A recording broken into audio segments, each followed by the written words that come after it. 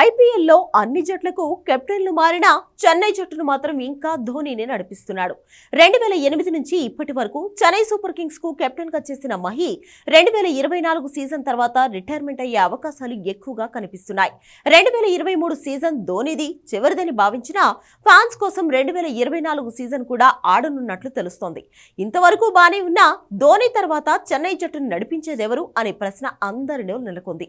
ధోనీ తర్వాత చెన్నై జట్టుకు ఉన్న ఒకే ఒక ఆప్షన్ యువ ప్లేయర్ రుతురాజ్ గైక్వాడ్.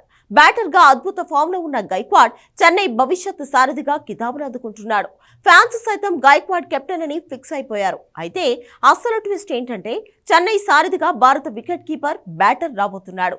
వినడానికి షాకింగ్ గా అనిపించిన చెన్నై సారథి పంత్ అని రిపోర్ట్స్ గట్టిగానే చెబుతున్నాయి. ప్రముఖ స్పోర్ట్స్ జర్నలిస్ట్ విక్రాంత్ గుప్తా ప్రకారం ఐపీఎల్ 18వ సీజన్ కు ధోనీ స్థానంలో రిషబ్ పంత్ ను తీసుకోవాలని భావిస్తున్నారట.